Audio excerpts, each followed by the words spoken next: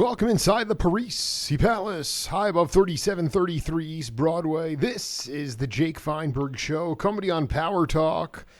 Please go to our website, powertalk.live, download our free app to your smartphone, and stream all of our live local programming, including Solomon on Blast, the Jim Parisi Show, and yours truly, the Jake Feinberg Show. And we can't thank you enough for making us part of your day today. And without further ado, I want to bring back a dear friend of the program, a poet, and an actor, and a spiritualist, and an entertainer, and a guy who runs Camp Win a Rainbow for adults. It's adult daycare.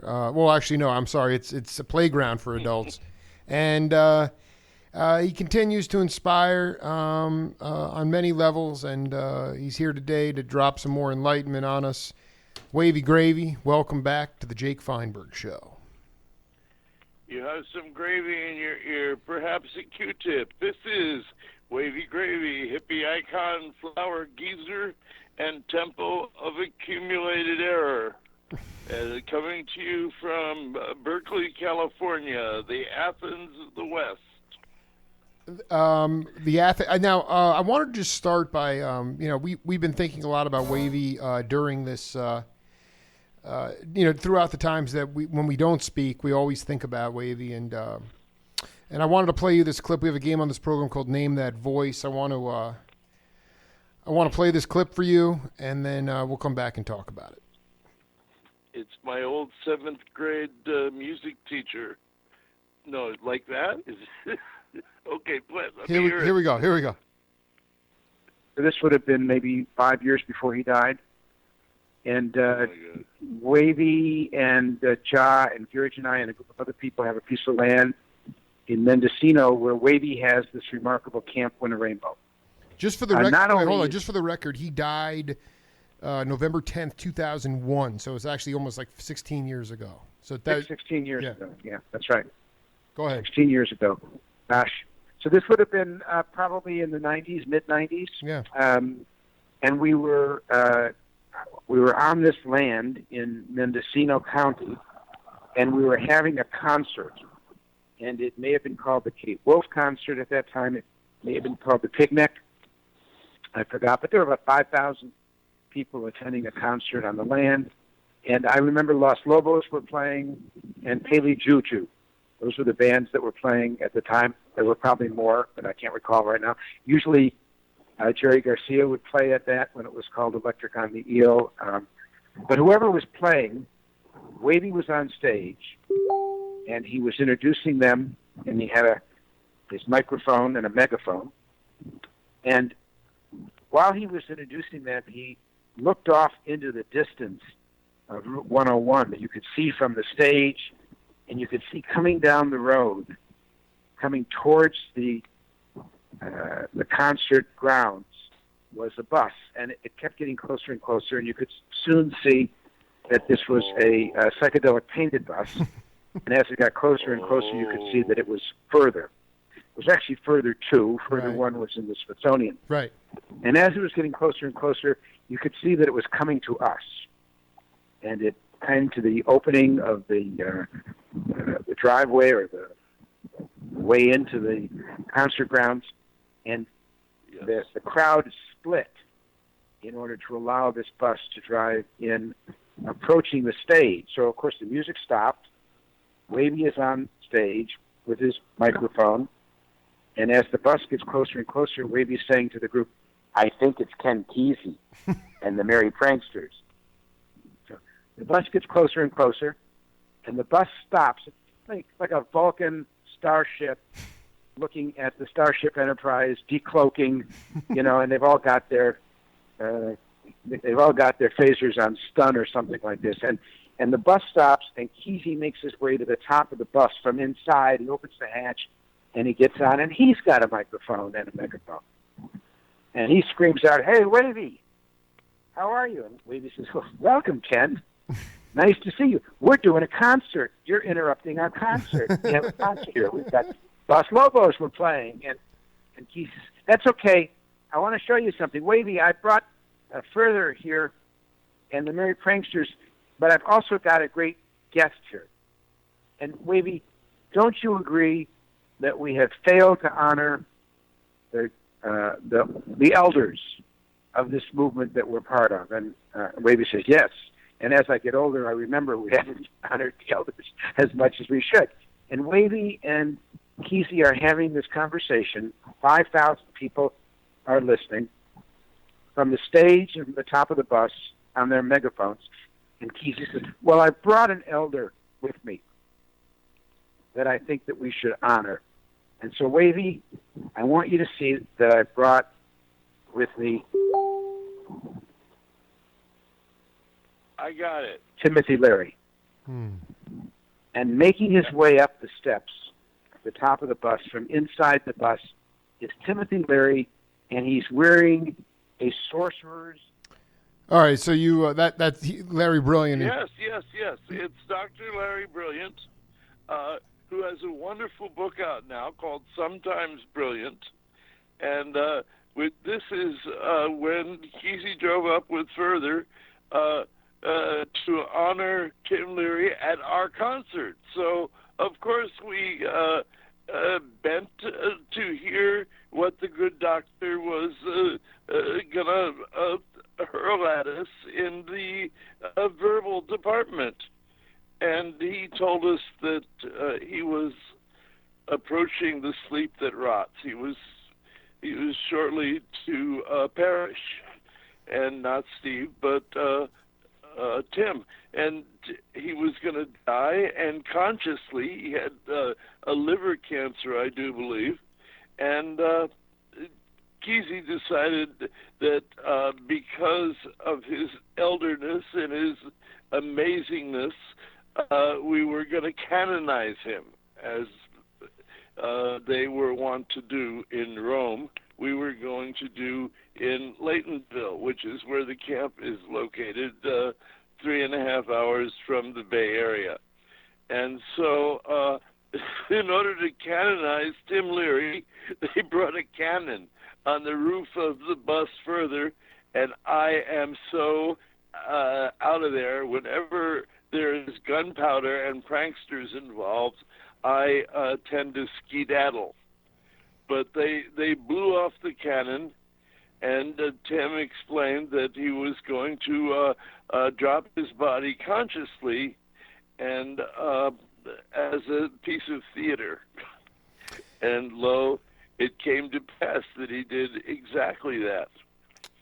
I just wanted you to reflect. I wanted you to reflect on one thing that that he talked about, and that is about paying homage to the elders of this movement, and how you think that is going today. I mean, that was probably 20-something years ago or thereabouts, and I wonder if.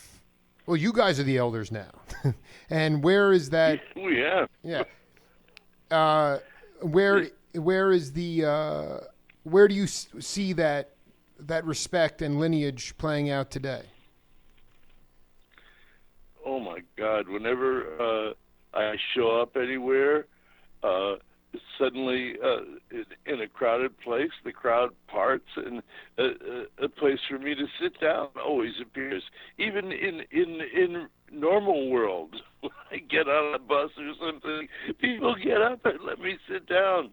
And I've, in my advanced geezerhood, this is cool, because in 19 years I'll be 100, and I appreciate the courtesies that are coming my way, very unexpected. And I wondered who the old person is, and then I realized, holy, it's me. I'm the old person, and if I'd known I was going to live this long, I would have taken better care of myself. But it's a miracle that I'm here at all. I mean, all the people that I've known that have gone through these amazing health food regimes, and they jog every day and do all this stuff, they've all croaked. And me, who just, I'm an ice cream flavor. I have free ice cream for life. And I avail myself of it. And I still run the Camp Win a Rainbow, and I do morning reading and evening program at camp. I'm going to be doing, hey, Jake, I'm going to be doing this thing where everybody calls me up from all over the world or whatever, and it's called a ribbit, a Reddit. Yes, a Reddit. yes, a Reddit, yeah. I'm doing a Reddit on the 23rd of this month. Well, I mean, I guess, I mean, I understand people paying respects to Wavy on the bus, but I mean, like, who are is there I mean, what did that mean when Kesey said to you, we haven't paid the respect that we should to our elders? Was it tongue in cheek with Leary, or was he being serious? No, he was quite serious, but his tongue was coming out the side of his cheek at the same time. Kesey could be all things at once, and he was taught by the best of that, which was one Neil Cassidy, and people attempting to emulate Neil usually ended up at the side of the road with smoke coming out of their ears, because only Neil could be Neil. I used to open for this piano player, Thelonious Monk, who said, everyone is a genius, just being themselves. And so I think you're better off just being you, and let the you shine through, and let Neil be Neil 10 things at once and nothing twice, was what he was about. I wrote a haiku when Kesey passed. They say Kesey's dead, but never trust a prankster, even underground. This is a haiku that's 5 syllables, then 7 syllables, then 5 syllables. We just lost one of my favorite elders. The great John Perry Barlow has passed on, and I wrote a haiku for Barlow. It's John Perry Barlow has oh, good grief. Yes, that's right. The last line is good grief to the max. I always use good grief. It's something I got from Charlie Brown and Peanuts. And whenever an elder or a younger or whatever, when people drop their body, I go for good grief, and and celebrate their life rather than mope and mourn. I don't do that.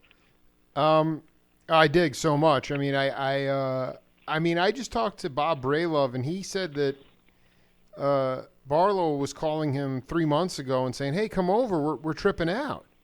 I mean, he was still eating psychedelics at the end. I mean, that to me is just like, I don't know. I wanted to ask you about the hog farm. I mean, I know that the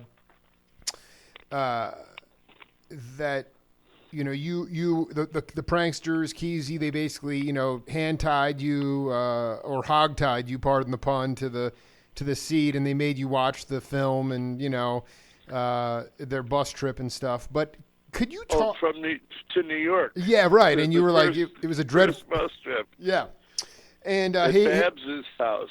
Right, and Hagen Watsonville. Hagen totally botched the film, but they made you watch it anyway. You were watching Hagen's feet the whole time.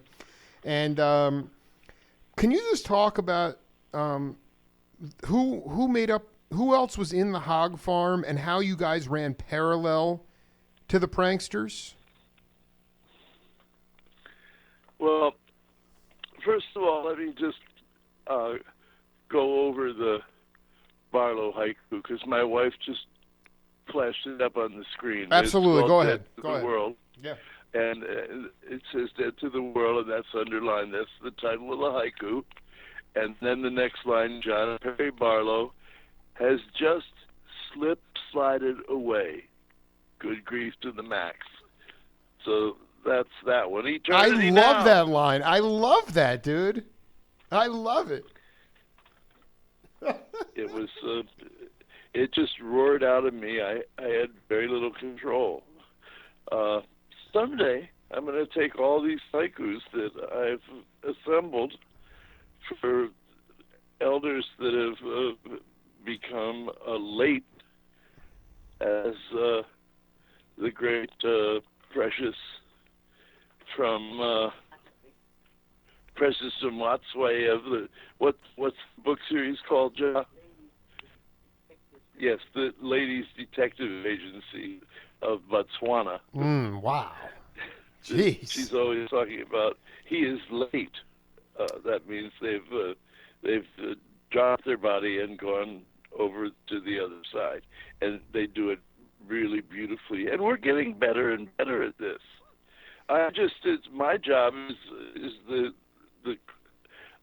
Ramdas had this thing, a workshop that he did in Joshua Tree on death and dying, and I got to be part of that, and I did a thing called Dangerous Adventures with Wavy Gravy, and I occasionally would slip on this giant rubber skull to which I would add giant sunglasses. And there's something about the addition of the giant sunglasses to the skull that makes death funny and kicks death in the nose. And I really would share that image with anybody who would like to consider that. When Ramrod was dying, I brought a bucket to kick in the hospital room, and Ramrod thought it was funny, but the other people were not that amused. But Ramrod was the one that counted. I used to spend many a great hours in the evening shotgunning for Ramrod, who would drive further through the night where everybody else was croaked. Now, the thing about pranksters is that Kesey was the general captain and the dude in charge. That was it. And with the hog farm, pretty much everybody was in charge. And we would all get together and assemble our consciousness and find out what the whole thing wants to do. So and we lived on the bus, whereas on Further, people would get on for a week or 10 days or something like that and go on a mission. But it was always Kesey as the captain, and it was only a momentary thing. Like, even if momentary was a week, then they would go to their various homes or hang out every which way until Kesey had another mission in mind. You know, so many people got on the bus Further, going to Woodstock, that Kesey was dismayed and didn't get on the bus because it was overcrewed, and he sulked in his attic as the bus trip went. And it told me over the years that he kicked himself in the pants ever since, because he missed going to Woodstock, although Further did show up and was very helpful in our setting up of the hog farm area, free kitchen, etc., and a free stage. Wow. Did you know that we had a free stage set up in the middle of the biggest free concert ever? And you know that Joan Baez waited in line to perform, and nobody recognized her because she had her hair cut so short she looked like the daughter of a Jewish dentist or something. Right, exactly. A Jewish dentist. I love it. Hold on, I want to go back to this ramrod. Are you telling me that you would drive the gear, the Dead's gear around with the roadies? No, Ramrod would drive Further in the night. Ramrod? He was the nighttime driver, and I would shotgun for Ramrod. Wow. And we would have these great conversations going on through the dark till the dawn. And I remember them dearly. I can't remember the verbiage, but it was just a glorious time between two old souls hanging out as we travel down the road of peace that passeth understanding. I mean, you've done so much, Wavy. I just wanted you, and you're very close still with Bobby Weir. I was wondering if you could talk about a time, a confluence when you and Weir and Barlow were cooking it up together, in some way, shape, or form. I mean, that is one of the most prolific singer-songwriter duos of all time. And I know that you collaborated with them, and I just would love you to share anything that is in your mind right now. Well, only that we would collaborate live. We were rarely on the set, all of us together at once. Barlow loved my fish that Kilgore trout that later became salt bass, and the fish was attached to one of those stiff wires that you use to walk an invisible dog.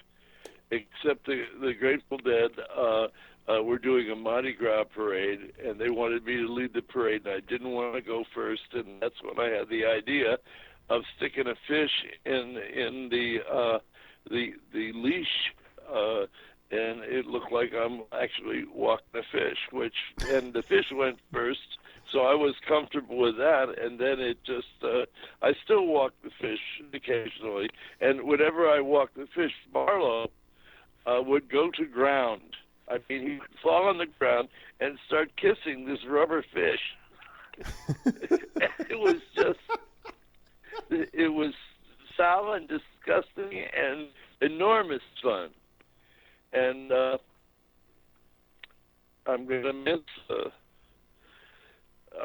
him for a lot of things. But whenever I walk the fish from now on, I'm gonna see Barlow's ghost come licking my bass. Well, I want to ask you, licking my bass. Listen, I want to ask you a question because you were talking before about your wife and also the sort of the different ways of paying homage to those who have left us. And I just got this really interesting video from, I guess, somebody's house in Palo Alto somewhere of Bobby Weir.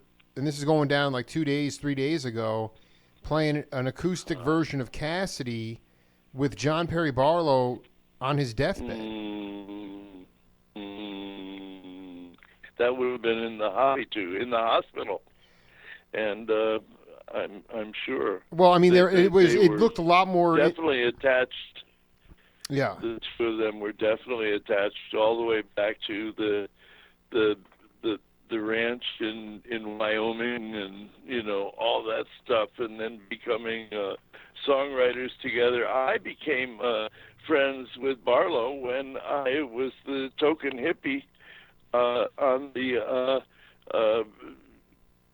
run to Jamaica for the World Music Festival in Jamaica with the Grateful Dead. Get out of here, dude! Billy Cobham said that he was on that airplane and he doesn't ever smoke or do drugs, and it was all deadheads. You were on that airplane, 82. Yeah. I mean, wait a minute. No, but I'm okay. So go. That was the first time you met Barlow. Was the when we got close? Yes, we were roommates. You were roommates in Jamaica? Yes. Oh, yes, that was our beginning. Classic. That was our absolute roots, and we've stayed close together. Oh God, we had in the bathtub we had these conchs. Yes. And they were alive. Oh my God. We would have conversations with them, and I kept saying to Barlow, man, I don't think they like fresh water, and what if I want to take a shower? So we eventually brought them back to the sea and released them. Oh, God, we had such great fun. And I was attempting to get the concert broadcast free throughout Jamaica because the normal Jamaican people could not afford the stiff price of the concert, although they did get a little deduction. It would take their salary for a week to be able to go to the show, and that's being conservative. And I almost pulled it off. There was a certain piece of technology that existed in Denver through this, whoever the Bill Graham of Denver was, to try and get this piece of technology that I couldn't reel in, and so it didn't happen. But I gave it the college try. The concert was in the Bob Marley Stadium, which to get to, you would go out onto this peninsula, and along the way are army dudes with AK-47s cocked, and there were not very many gate crashers, let me tell you that. And some of them would try and come in the water, and they were cruising around with a little PT boat like JFK, looking for gate crashers in the ocean. But, oh my God. I mean, this was the World Music Festival. Well, no, I mean, I remember Billy Cobham saying it was just, he could not believe his eyes and his nose when he was just on this plane with a bunch of deadheads going to Jamaica. And then did you wind up hanging with like Peter Tosh and those cats? Because I've seen pictures of Bobby with those guys. I mean, you must have been hanging with the Rastafarians. Peter Tosh and I had a big clash. Oh. I think it was, I'm trying to remember what show it was, but my good friend Maria Muldar was supposed to perform, and her teenage daughter went through a window of a car, and she had to have brain surgery. So Maria stuck around for the brain surgery, and then came to the concert, and I was thinking that maybe Maria could sing backup for Peter Tosh on a tune. Right. And so I came to his area and this side of the stage, and I asked him. He just kept saying, "Flash, man. She don't know the tune, man. Flash," which means skedaddle. Flash. At a particular time. And so I evacuated the area, and he was drunk, and eventually he got shot and killed for his effort. Great musician and all, but a really grumpy dude, and his grumpiness did not avail him well into his beginning of his. I guess he was in his 30s when he was gunned down. I was going to say, because I mean, Maria couldn't make the gig anyway, though. Yeah, I did. She showed up, and I tried to arrange for her to sit in with Peter Tosh, and he just was very dismissive and rude and dive, and that was bad. So going back to this thing about, I want you to talk. I mean, you went with yak butter to in India. You were I had a stuffed baby yak, although Mrs. Gravy maintained it wasn't a real yak. No, I mean, but an electric razor for it. I did. The Tibetan monk had a little yak, and we named him Yakety. Yeah. And my wife made me this beautiful collar for the yak that said Yakety, Yakety, Yakety, yak, all around the neck of the beaded thing that the yak. I used to keep the yak in my hospital room. It was my pet companion by the side of the bed. And, well, no. What I was going to ask you is, I would like you to spin some magic here for the audience, because in my mind, Barlow was walking through an airport. He had an infection in one of his joints. Stanford University didn't take him seriously. When he showed back up, he was dying. He survived for 3 years, but now he's gone. And a lot of people say it's cruel, it's unfair, it's not right. It's, how could this happen? You've seen it all. You openly acknowledge you've lived a lot longer than you ever thought you would have. There's an ice cream named after you. There are $300 Poet Jazz records that I'll never find that you've made. You've had some.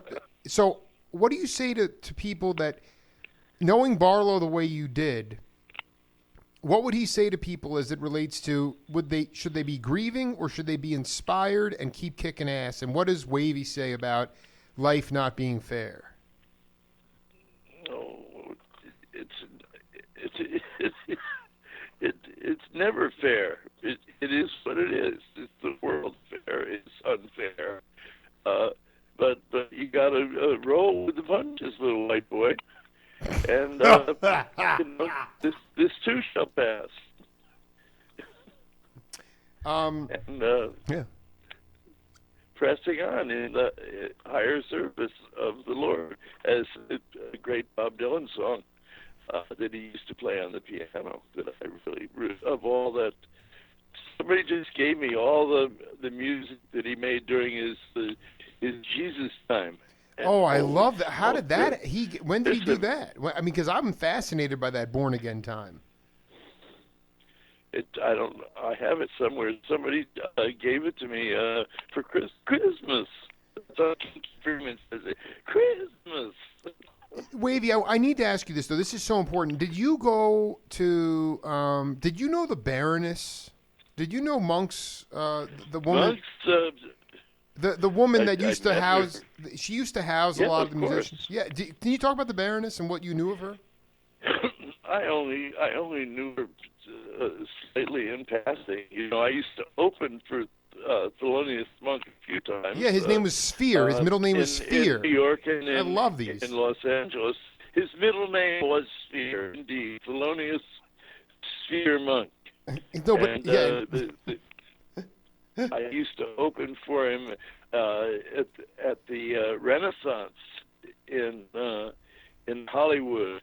And the Renaissance was an amazing club run by Benny Shapiro, who became an agent, a booker. He had telephones growing out of both ears, and suddenly he threw down all his phones, packed up his family, and went to live in Yalapa, Mexico, where he built an enormous palapa in partnership with Bert Schneider, who was the producer of a movie that changed the consciousness of everybody, called Easy Rider.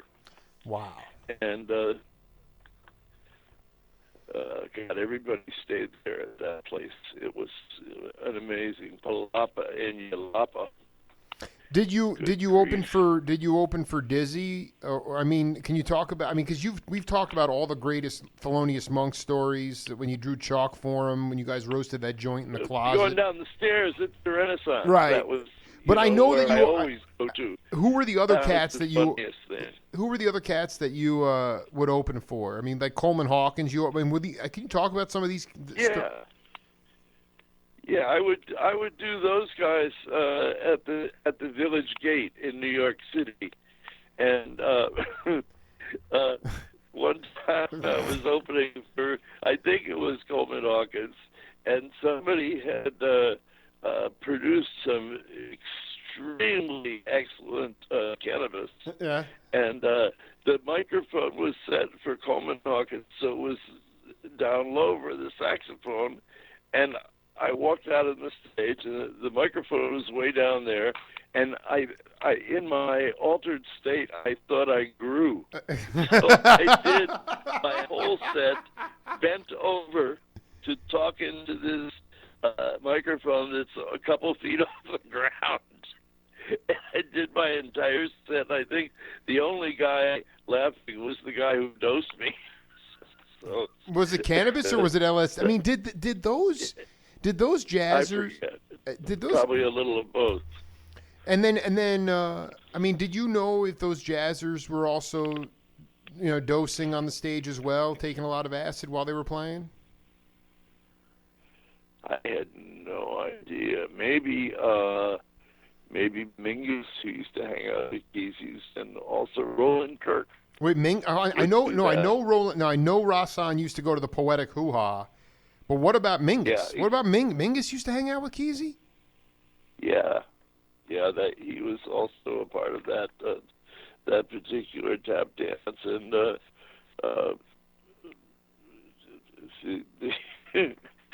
Roland Kirk could play three saxophones at once. Did you go to those poetic hoo-has? I mean, because he would play it for like a hundred. Yes, I love this, dude. Of course I did. It was one with Allen Ginsberg and Gregory Corso, and all the whole beat situation that would wend their way up to Oregon, where they would be treated pretty darn well during the poetic hoo-ha, and I made everyone that I could. It was a wonderful service that he's provided for people living in, Ashland and where the Pleasant Hills. Yeah, that's where it was. Exactly. Yeah. Easy place was in Pleasant Hills. So, was Mingus somebody that you knew back in the Gaslight days, or in the Folk City days, or the Village Gate days, or did you connect with him on the West Coast? Yeah, that was it. And I connected with him in Oregon at Ken's place. Many other musicians I used to take with me to Hartford, Connecticut on Monday nights, where I had an open gig at this place called the Golden Lion in Hartford, doing jazz and poetry, and I would just grab a bunch of musicians and take them to Hartford, and they were all very well paid, and it was big fun. And it was usually clubs were usually dark on Monday in the Cement Apple, so they were happy to make the coin and make the trip. It was always a lot of fun. Yeah, Jackie Byard. That to me, it's like I need to know the initial.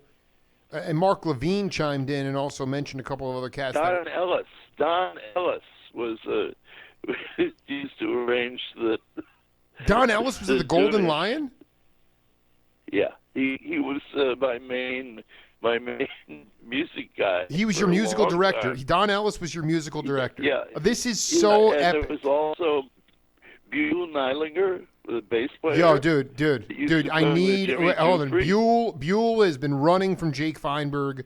I need to find that cat because he was shooting heroin with Stan Getz in the 50s. He was also a nasty bluegrass player as well. But so was Buell. Is he still alive? Yes, man, and he won't talk to me. He's up in D.C. Excellent. I'd love to cross lives with him. Wait, hold on. So seriously, how did you originally connect with Don Ellis and convince him to be your musical director up there? I don't know. It's the land of one thing led to another. I probably introduced to him through the Jackie Byard connection, and everybody gravitated to each other, and I had this structure that we could interplay in. That not only could we have fun, but get paid. This is really important. So Because the idea that is it fair to say that poetry and jazz was something that you were working on at Boston University, but it really wasn't going on in New York at that time, and that's why you were able to say, hey, well, everybody knew that I had these Monday gigs, and people, just because the musicians were so terrific, and they would get paid. So everybody wanted to do the gig, and I couldn't take everybody, but I could take whatever I could. And we just go to Hartford and have fun and get paid. And that was that. That's the name of that tune. And I forget how it ended, or it was an amazing time though, and I think I ran into Jackie Byard on a train to Boston, and I recognized him. I love it. You were collecting a lot of vinyl with that. You were loving the Jazz Cats. I love your entire. Yeah. I just like you did spend a lot of time. Can you talk about the legacy? I mean, outside of these incredible song lyrics, I was talking to Bob Braylove the other day, and Barlow had the Electronic Frontier Foundation for this very time fighting against net neutrality. Can you talk about Barlow's legacy to the world? No, you know more about it than I do. The Electronic Frontier, I only found about in passing. Barlow and I just used to just hang out, and in the end days, we would race each other in these walker devices that were created by this lady from Holland. I love it. You had a walker device too, and you guys were racing those things? Yeah. Oh, this is badass. Is there video of this? We did. That's when that's when I was initiated into the artistas. I became an artista. We were doing a big concert. Oh God, where was it? Jesus, I don't know. In Northern California, of course, and somewhere in the boonies, and they came up from behind and ambushed me and put me in a jacket of the. Are you familiar with the artistas? I'm not. Oh, this is a fraternity of mostly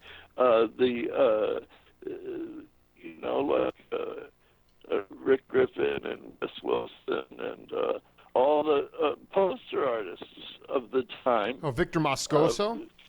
Alton Kelly was one of the first artistas, and just a bunch of them kidnapped me, and then they gave me a jacket. There's a wonderful dragon that's a mascot, and the dragon's tail becomes a paintbrush. It's really neat.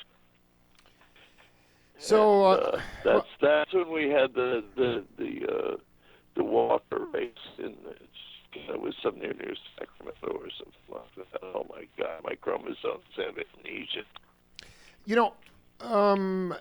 I find it fascinating because you're somebody who gets bored to death of formula. You're not into the formula trip. You never have been. You did the Third Eye concert. You did Babysitting for the Dead. You did the Further Bus with Ramrod. You hung.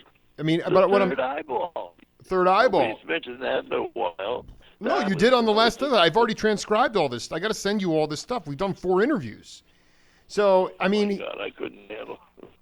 Here's the point.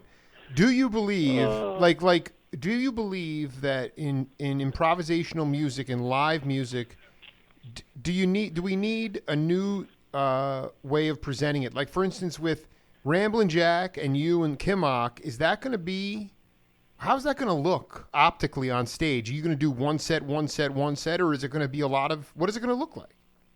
No, it's mostly me, and Jack will do a couple tunes, and Steve is going to back me up, I believe, on Tricker the Squirrel Meets Big Double the Bear, which is a piece that Kesey mined from stories from his grandmother, and it's the greatest kid's story of all time, and I just I recorded it at one point with Pete Sears, and Fake Easy was not ready to release it on the world, so that's somewhere in the can and ready to go, and has been for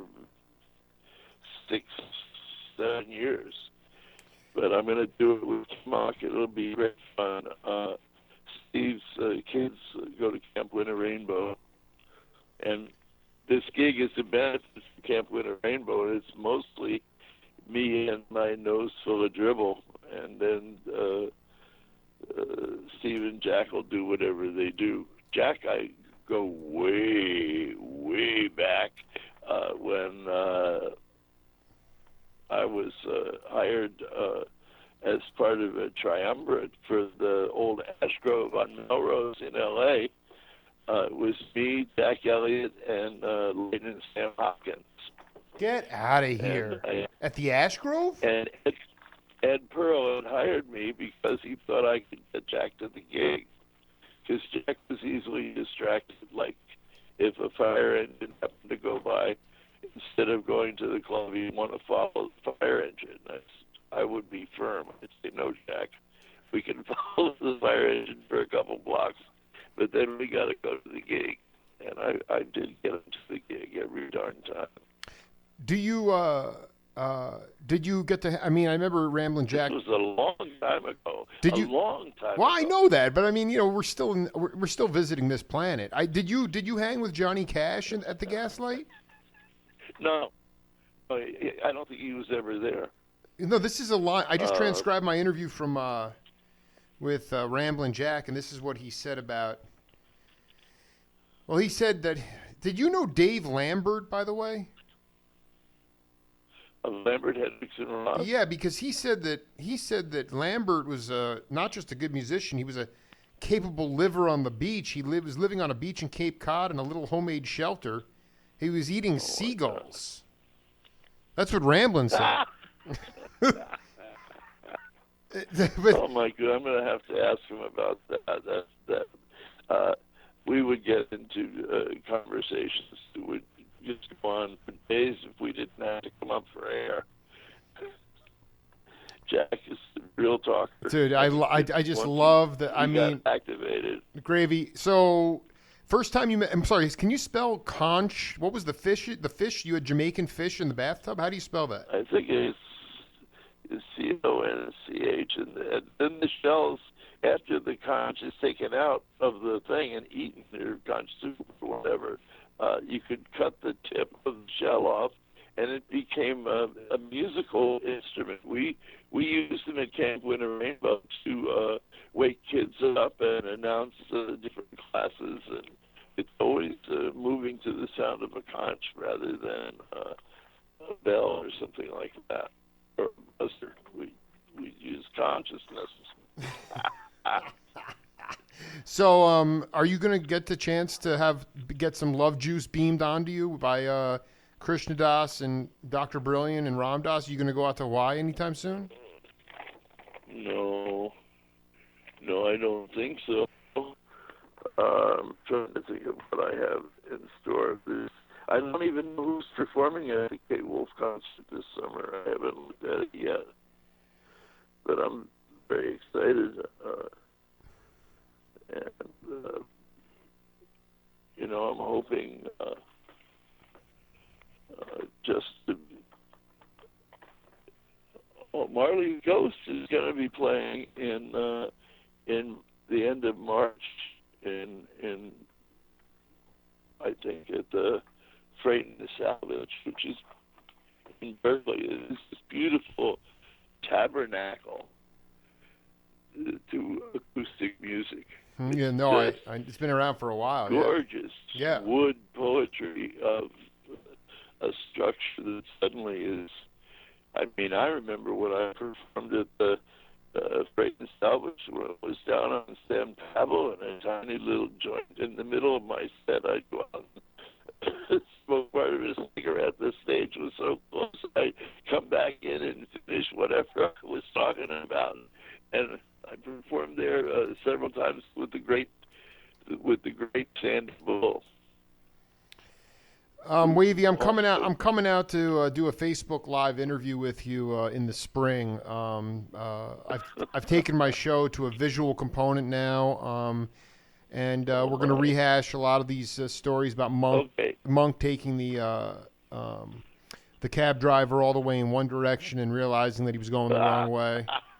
And and then just send me pictures of you and Jackie Byard and Coleman Hawkins so we can make sure that this stuff gets on the record. But I really appreciate you taking the time today, my man. And okay, we'll get it together. Go to breakfast now. Oh yeah, go to breakfast. Yeah, brunch. Yeah. Love always, Wavy. Being there and keep on keeping on. Always, love always, man. Okay. Bye, Sunday, Wavy. Monday, and always. All right. Yeah. Cloud out. Peace. Can't win a rainbow. Wavy Gravy, formerly known as Hugh Romney. Well, we'll be back with Harvey Hughes right after this.